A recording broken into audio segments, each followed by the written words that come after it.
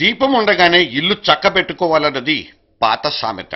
Power కట్టయ్యే లోపలే ఉన్నదంతా దోచేసుకోవాలన్నది ఇవాల్టి మోటు మాట. అవును, టాలీవుడ్ హీరోల దూకుడు చూస్తుంటే యుగాంతం సమీపిస్తోందా అన్న డౌట్ వచ్చేస్తోంది. సెట్స్ మీద 3, చేతిలో 3. ఇది మన హీరోల కాల్షీట్లన్నీ మార్కెట్లో హాట్ కేకుల్లా అమ్ముడైపోతున్న స్టైల్. తెగ తొందరపడుతున్న ఈ సుందర వదనుల కథేంటి, కమామిషేంటి?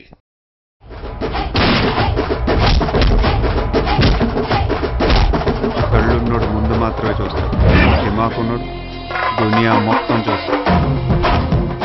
అవును, దిమాకున్నోడు దునియా మొత్తం చూస్తాడు. ఫ్యాన్స్ ను పిచ్చెక్కించడానికి ప్రిన్స్ చేసిన డైలాగ్ డెలివరీ ఇది. ఇలా రౌండ్ అప్ చేసి కన్ఫ్యూజ్ చేయొద్దు, ఎందుకంటే కన్ఫ్యూజన్ లో ఎక్కువ కొట్టేస్తాం. మహేష్ నుంచే మళ్ళీ ఇంకో పంచ్. ఇది పూరి ప్రోడక్ట్. రౌండప్ చేస్తే కన్ఫ్యూజన్ లో ఎక్కువ కొట్టేస్తానన్న మహేష్ డైలాగ్ కు టాలీవుడ్ లో తాజా స్టేటస్ కు ఏదో కనెక్టివిటీ కనిపిస్తోంది. కన్ఫ్యూజ్ అయ్యారో లేకపోతే రెమ్యునరేషన్లు తగ్గించుకున్నారో తెలీదు, కానీ మన హీరోల విజన్ మాత్రం భారీగా పెరిగినట్టుంది. ఇప్పుడు వాళ్ళ దృష్టి అంతా సెట్స్ మీదే. షూటింగ్ లో ఒకటి, రీ రికార్డింగ్ లో ఒకటి, థియేటర్లలో ఒకటి, స్టోరీ డిస్కషన్ లో ఇంకోటి. కనీసం 4 ప్రాజెక్టుల్ని వర్కౌట్ చేసుకుంటున్నారు మన తెలుగు హీరోలు.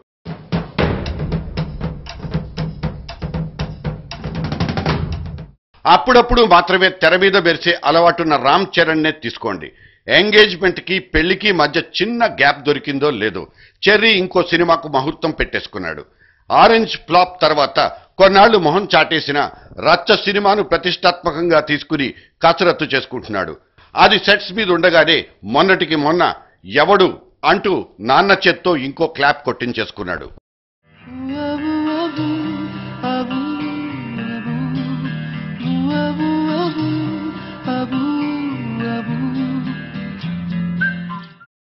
చెర్రీ బాబాయ్ పవన్ కళ్యాణ్ ది కూడా ఇదే స్పీడ్. పంజాబ్ ఫైనల్ టాక్ మీద క్లారిటీ రాకముందే గబ్బర్ సింగ్ మీద ఆశలు పెంచుకున్నాడు. హిందీలో చెలరేగిపోయిన దబాంగ్ తెలుగులో కూడా ఇరగదీస్తుందని పవన్ ఆశ.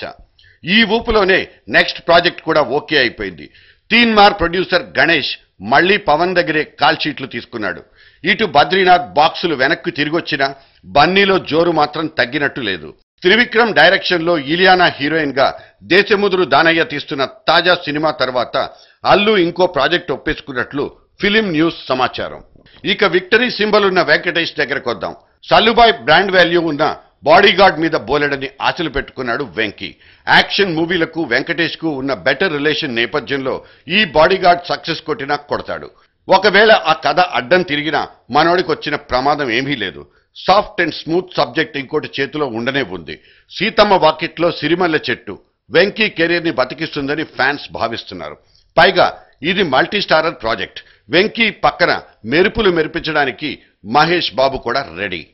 వెరైటీ సబ్జెక్ట్ తో దూసుకుపోతున్న నాగార్జున తాజా ప్రయోగం పేరు రాజన్న. ఇది రీ రికార్డింగ్ లో ఉండగానే నాగ్ సెట్స్ మీద డమరుకంతో గడగడలాడిస్తున్నాడు. ఈలోగా రాఘవేంద్రరావు డైరెక్షన్ లో ఇంకో ఆధ్యాత్మిక ప్రయత్నం. అన్నమయ్య శ్రీరామదాస్ తర్వాత షిర్డీ సాయిబాబా గెటప్ తో ముందుకొస్తున్నాడు డ్రీమ్ బాబాయ్ నాగార్జున. మ్యూజిక్ పని మీద ఇప్పటికే షిర్డీ వెళ్ల కీరవాణి 3 పాటల్ని పూర్తి చేసినట్లు సమాచారం. శ్రీరామరాజ్యం పేరుతో ఒక దృశ్య కావ్యాన్ని ఇచ్చి అభిమానుల్ని మెస్మరైజ్ చేసిన బాలయ్య రేపు అధినాయకుడిగా విశ్వరూపం చూపించబోతున్నాడు. దీనికి పరచూరి మురళి దర్శకుడు. ఆ తర్వాత చిన్ని కృష్ణ స్టోరీతో హరహర మహాదేవ్ అంటూ బాక్సాఫీస్ బొనాన్జా మళ్లీ విజృంభిస్తాడు. టాలీవుడ్ లో ఫైర్ బ్రాండ్ హీరో రవితేజది అదే స్పీడ్. తాను చేసిన నిప్పు ఈ సంక్రాంతికి రిలీజ్ అవుతుంది. కానీ ఆ సంక్రాంతి రావడానికి ఇంకా నెల రోజులు టైం ఉంది. అందాక ఖాళీగా కూర్చోవడం ఎందుకు? అందుకే శివరామకృష్ణ ప్రొడక్షన్ లో 5 క్యారెక్టర్లు ఉన్న వెరైటీ రోల్ ఒకటి రవితేజ ఖాతాలో పడిపోయింది. ఇది తెలుగు తెర మీద కనిపిస్తున్న తాజా దూకుడు. ఒకప్పుడు స్లంపుల దెబ్బకు పైరసీ భూతానికి భయపడిపోయి సినిమాలంటేనే దూరంగా జరిగిపోయిన హీరోలు నిర్మాతలు ఇప్పుడు సినిమాల మీద సినిమాలు కుమ్మరించేయడానికి అసలు కారణం ఏంటి? ఆలసించిన ఆశాభంగం అంటూ సబ్జెక్టులన్నింటి మీద సంతకాలు పడిపోవడం వెనుక మతలబేంటి? ఇండస్ట్రీలో ఉన్న ప్రతి టెక్నీషియన్, ప్రతి నటుడు కూడా నిర్మాత బాగుండాలని ఆలోచించండి. నిర్మాత చచ్చిపోయిన రోజు ఎవ్వడూ బతికుండడు ఈ ఇండస్ట్రీలో. దయచేసి నిర్మాతను బ్రతికించండి. ఆర్టిస్టులా కొంచెం రేటు తగ్గించుకోండి. నిర్మాతను బతికించడానికి ముందు వెళ్ళండి. దర్శకుల తగ్గించండి రోజులు. తీసుకోండి వర్మ గారిని ఎగ్జాంపుల్ గా. నిర్మాతను బతికించండి, తెలుగు సినిమాను ఆదుకోండి అంటూ నాగబాబు అప్పటి వేడుకోలు ఇప్పటికి వర్కౌట్ అవుతోందా? షూటింగుల్ని సంవత్సరాల తరబడి సాగదీయకండి మొర్రో అంటూ నిర్మాతలు పెట్టిన గగ్గోలకు హీరోలు నిజంగానే కరిగిపోయారా? సరిగ్గా ఇదే జరిగినట్లుంది. పూరి జగన్నాథ్, మహేష్ బాబుల లేటెస్ట్ ప్రాజెక్ట్ బిజినెస్ మ్యాన్ 3 నెలల్లో షూటింగ్ పూర్తి చేసుకుంది. అవును, ఇది నిప్పు లాంటి నిజం, నమ్మి తీరాల్సిందే. ముంబైని ఉచ్చపోయించడానికి వచ్చాను. ये मुंबई शहर को पेशाब करवाने आया हूं.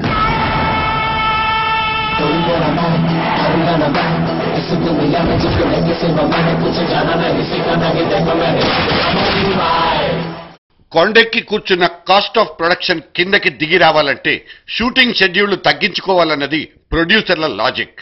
కానీ సినిమా అనేది ఒక క్రియేటివ్ ఫ్యాకల్టీకి సంబంధించిన విషయం. దర్శకుణ్ణి ఒక బడ్జెట్ చట్రంలో బిగించి మంచి సినిమా బయటికి రావాలంటే అది కుదరని పని. అందుకే చకచకా చుట్టేసే సినిమాలకు, ఆచితూచి తీసే సినిమాలకు తేడా కనిపిస్తుంది. 5 రోజుల్లో షూటింగ్ పార్ట్ ఫినిష్ అయిపోయిన దొంగలముఠా సినిమా చూసిన వాళ్ల కళ్లకు ఈ తేడా కనిపించే ఉంటుంది. 5D కెనాన్ పేరు గల కాంపాక్ట్ డిజిటల్ కెమెరాతో షూటింగ్ అయితే ఈజీగా ముగించొచ్చు. కానీ అవి తీసిన సీన్లు అంత నాణ్యంగా లేవన్నది బెజవాడ సినిమా చూపిస్తుంది.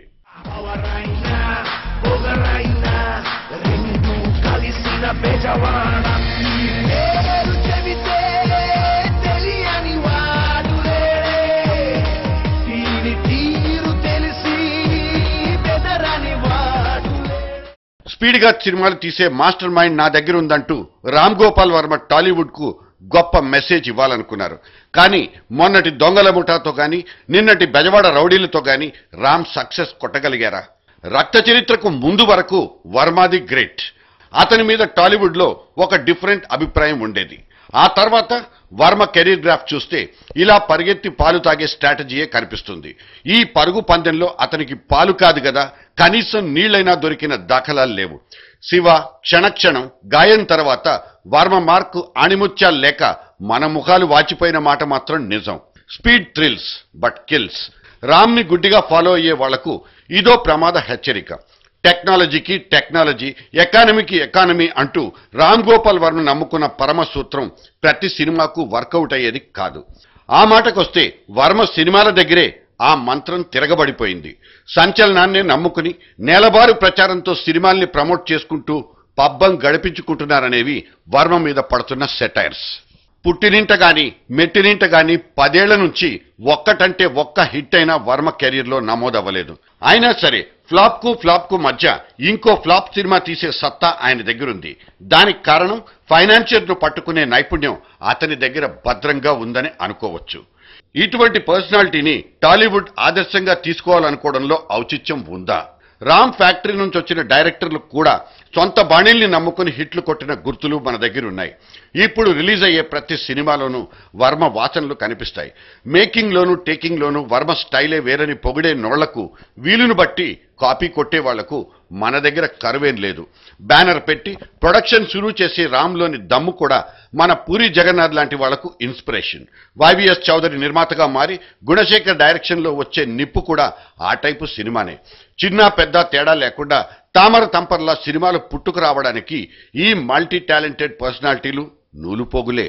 3 ఏళ్లకో సినిమా తీసే రజనీకాంత్ రోజులు ఎప్పుడో చెల్లిపోయాయి. ఇప్పుడు ప్యాకప్ కి మేకప్ కి గ్యాప్ అన్నదే కనిపించదు.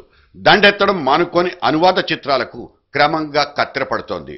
నిన్న మొన్న భగ్గుమన్న తెలంగాణ వాదం ఇప్పుడు ఇంటర్వెల్ తీసుకుంది. ఇంతకంటే భలే మంచి సమయం ఇంకెప్పుడు దొరికేను. అందుకే కిడ్నీలన్నీ పోటీలు పడి పనిచేస్తున్నాయి.